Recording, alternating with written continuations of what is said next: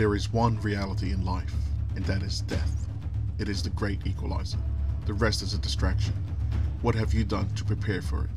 Do you really know where you have come from and to where you are really going? To all who come to see and hear of this documentary, let it be known that our fight is not with any group of people.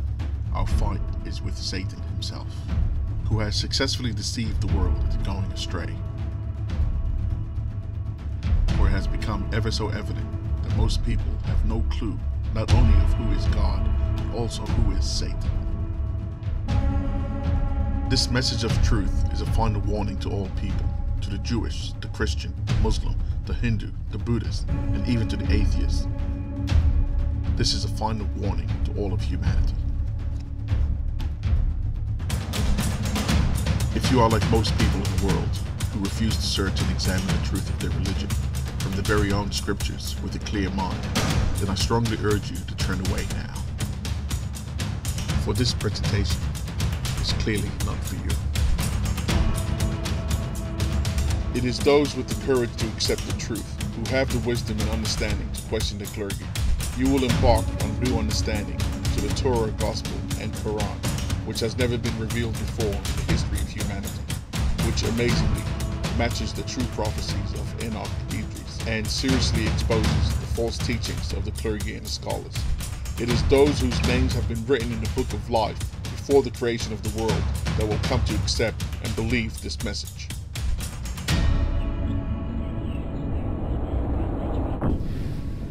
How many people really survived the floods? When we read Enoch chapter 7 to 9, we can clearly understand why our great God spoke these explosive words in Enoch 10, 1 to 5. Then the Most High, the Great and Holy One, spoke, and sent Asaliel to the son of Lamech. Say to him in my name, conceal yourself. Then explain to him the consumption which is about to take place. For all the earth shall perish. The waters of a deluge shall come over the whole earth, and all the things which are in it shall be destroyed. And now teach him he may escape, and how his seed may remain in all the earth. Focus on verse 5 in particular. His seed may survive, which contains the master key to revealing the true number of people that were really saved with Noah, apart from his wife and sons, as falsely inscribed in Genesis 7 verse 13. In the selfsame day entered Noah, and Shem, and Ham, and Japheth, the sons of Noah, and Noah's wife, and the 3 wives of his son with them, into the ark. When we closely examine the following text, Genesis 5 verses 18 to 32, and Jared lived 162 years, and he begot Enoch. And Jared lived, after he begot Enoch, 800 years, and begot sons and daughters. And Enoch lived 65 years, and begot Methuselah. And Enoch walked with God, after he begat Methuselah, 300 years, and begat sons and daughters. And Methuselah lived 187 years, and begot Lamech. And Methuselah lived, after he begot Lamech, 782 years, and begot sons and daughters. And Lamech lived 182 years, and begot a son. And he called his name Noah, saying, this same shall comfort us concerning our work and toil for our hands, because of the ground which the Lord has cursed. And Noah was 500 years old, and Noah begat Shem, Ham, and Japheth. What we can derive from all of the above is that the seeds of Lamech, meaning his bloodline, extends more than just to Noah and his supposed sons.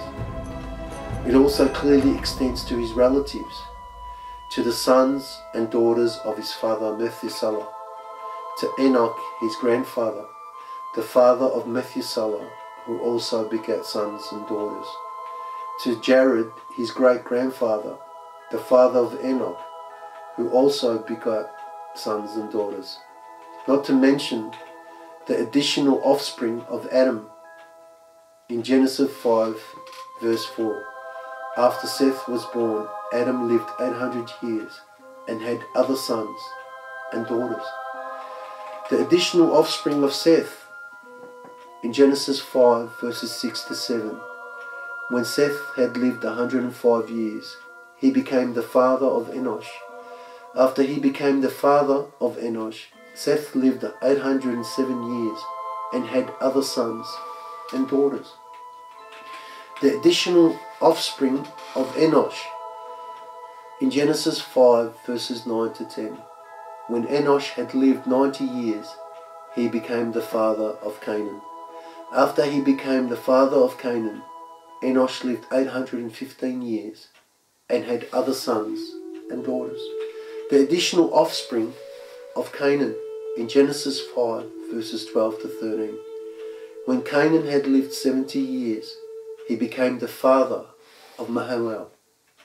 After he became the father of Mahalalel, Canaan lived 840 years and had other sons and daughters.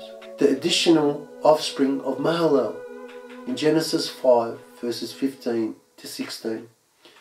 When Mahalalel had lived 65 years, he became the father of Jared.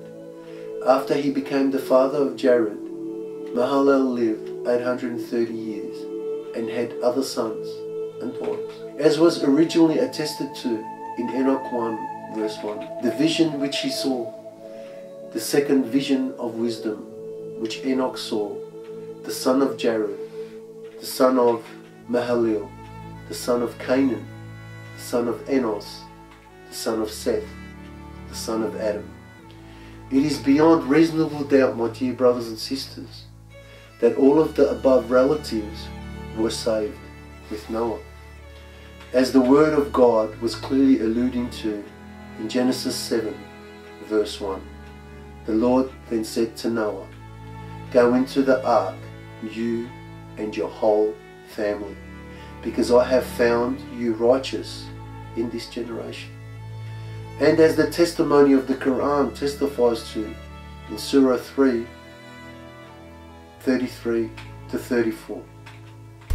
Indeed, Allah chose Adam and Noah and the family of Abraham and the family of Imran over the worlds, descendants some of them from others, and Allah is hearing unknown. Surah 17 verse 3. O descendants of those we carried in the ship with Noah, indeed he was a grateful servant. And 36:41. And a sign for them is that we carried their forefathers in a laden ship, which is in complete contrast to the premeditated deceit we have all blindly believed in Genesis 7 verse 13. In the selfsame day entered Noah and Shem and Ham and Japheth, the sons of Noah, and Noah's wife, and the 3 wives of his sons with them in the ark. 1 Peter 3 verse 20. To those who were disobedient long ago, when God awaited patiently in the days of Noah, while the ark was being built, in it only a few people, 8 in all, were saved through water. And Peter 2 verse 5. If he did not spare the ancient world when he brought the flood on its ungodly people, but protected Noah, a preacher of righteousness, and 7 others. The true figure of the seeds of Noah that survived the floods, my dear brothers and sisters, is attested to by our mighty teacher Jesus in chapter 115, Gospel of Barnabas. Ah, how many have perished through lust. Through lust came the deluge, insomuch that the world perished before the mercy of God, and so that there were saved only Noah and 83 human persons. Notice chapter 115, my dear brothers and sisters, adds up to number 7, God's victory number, which brings to fruition the prophecy of Enoch in Enoch 10 verse 5. And now teach him how he may escape, and how his seed may remain in all of the earth. As attested to earlier in Surah 37 verse 77. and we made his descendants those remaining on the earth. Notice, my dear brothers and sisters, when you add the 7 to 77 in the verse number above, you arrive at the number 84, the exact number of people saved in chapter 115 of Barnabas. Saved only Noah and 83 human persons. When we closely re-examine the corrupted text of Genesis 7:13, once again I repeat, in the self-same day entered Noah and Shem and Ham and Japheth, the sons of Noah, and Noah's wife, and the 3 wives of his sons with them in the ark. We mysteriously discover that there is absolutely no mention of how long Ham, Japheth, or the wife of Noah lived after the floods, in complete contrast to the wealth of information about the ages at time of death of Adam and his seed we just have clearly covered. When we take a look at the true testimony of Muhammad in the Quran, as Jesus had testified to back in John 16:13, but when he, the Spirit of truth, comes, he will guide you into all the truth. We discover the omitted truth from Genesis 7:13, that there is only one mention of one son to Noah, who clearly perished in Surah 11 verses 42 to 43. And it sailed with them through waves like mountains. And Noah called to his son, who was apart from them, O my son, come aboard with us, and be not with the disbelievers.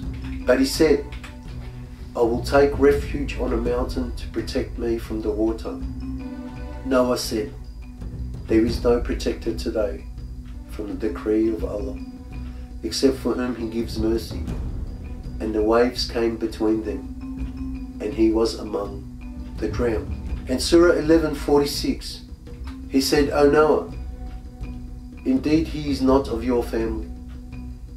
Indeed he is one whose work was other than righteous. So ask me not for that about which you have no knowledge. Indeed, I advise you lest you be among the ignorant. Along with the omitted truth from Genesis 7:13, that Noah's wife also perished in the flood. Surah 66 verse 10. Allah presents an example of those who disbelieved, the wife of Noah and the wife of Lot. They were under 2 of our righteous servants, but betrayed them. So those prophets did not avail them from Allah at all. And it was said, enter the fire with those who enter. Having come to the revelation from the testimony of Jesus in chapter 115, Barnabas, the 83 other humans were saved with Noah, and from the testimony of the Quran, that Noah's son and wife perished in the floods, along with the following information from Genesis 11 verses 10 and 11. This is the account of Shem. 2 years after the flood, when Shem was 100 years old, he became the father of Arphaxad. And after he became the father of Arphaxad, Shem lived 500 years and had other sons and daughters. That Shem lived for a total of 600 years and begot sons and daughters. In total contrast to the complete lack of information we have about the lifeline of both Japheth and Ham and their mother, has brought the text of Genesis 10 and 11 into serious disrepute, paving the way for a list of probabilities such as Japheth and Ham did not survive the flood with their mother. Japheth and Ham were born to Noah after the flood, as he lived 350 years after the floods. Genesis 9:28. After the flood, Noah lived 350 years. Japheth and Ham were not sons of Noah, but descendants of those 83 people that survived the floods with him.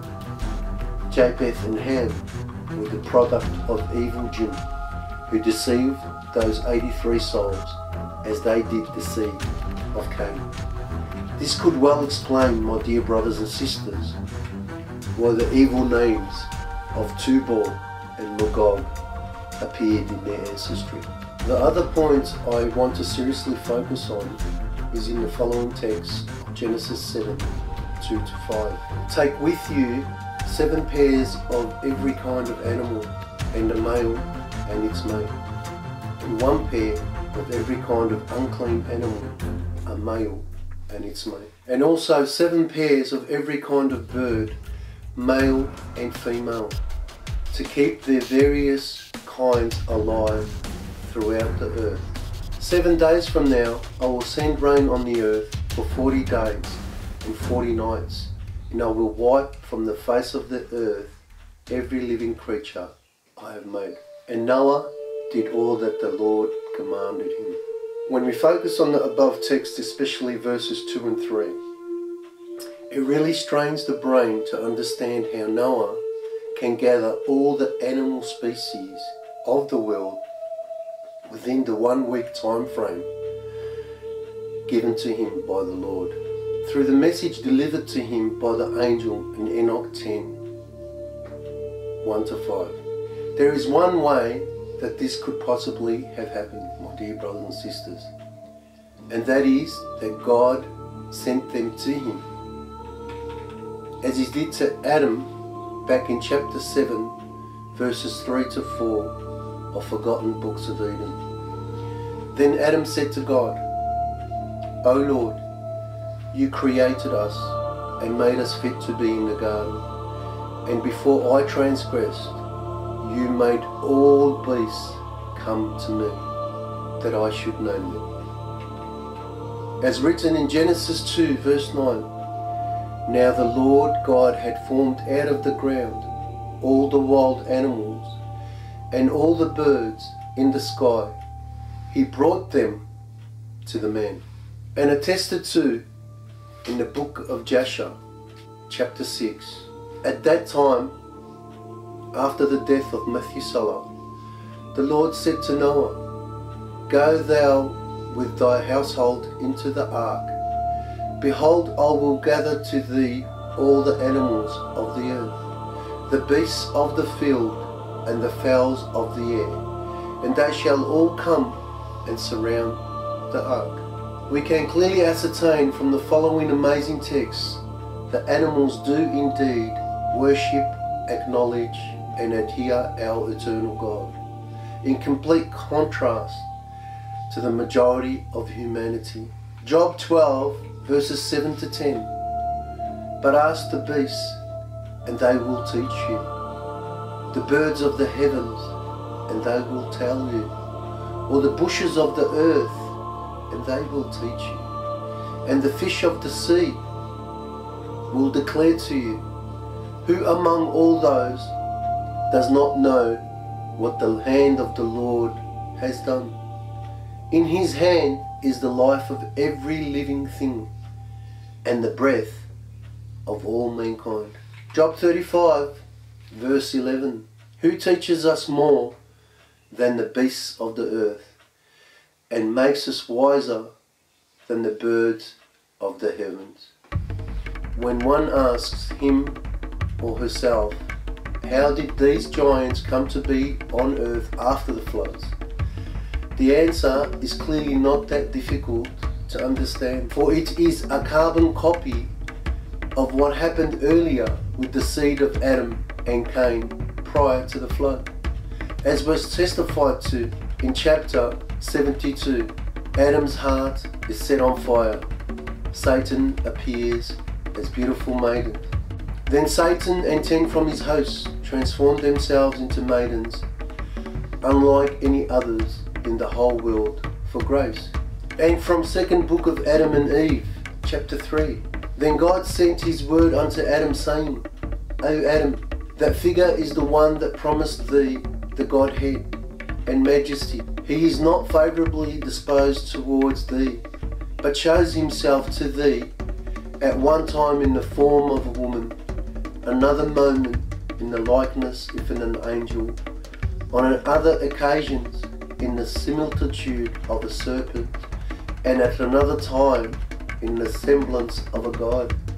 But he does all that only to destroy thy soul. All of the above that happened previously with the seed of Adam came to fruition once again, only this time with those that survived the floods with Noah, as affirmed in Genesis 6 verse 4. In those days, and even later, there were giants on the earth who were descendants of human women and the heavenly beings. The heavenly beings that we now know beyond reasonable doubt were jinns. They were the great heroes and famous men of long ago. Notice, my dear brothers and sisters, the sentence with the words, and even later there were giants on the earth. What is of extreme importance to understand, as defined only moments earlier, my dear brothers and sisters, is that the spirits of the jinns that became giants and perished in the flood were condemned to stay on our earth as evil spirits till the end of the world, as prophesied back in Enoch chapter 15. And I repeat, for all to understand, now the giants who have been born of spirit and flesh shall be called upon earth evil spirits, and on earth shall be their habitation. Evil spirits shall proceed from their flesh, because they were created from above. From the holy watchers was their beginning and primary foundation. Evil spirits shall they be upon earth, and the spirits of the wicked shall they be called. And from chapter 16, and as to the death of the giants, wheresoever their spirits depart from their bodies, let their flesh, that which is perishable, be without judgment. Thus shall they perish until the day of the great consummation of the great world. It is the evil spirits of these giants that perished in the flood, my dear brothers and sisters, that rose again to successfully deceive the 83 souls with Noah that survived the flood.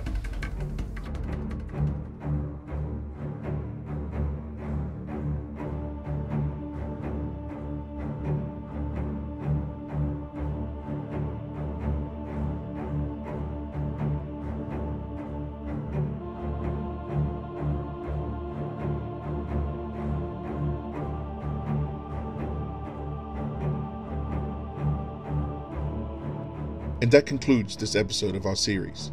In the next episode, entitled The Tower of Babel, we will be producing the omitted history about the story of Babel in Genesis 11, which is mostly derived from the hidden scripture of the book of Jasher that is referenced in Joshua 10 verse 13, 2 Samuel 1 verse 18, and 2 Timothy 3 verse 8.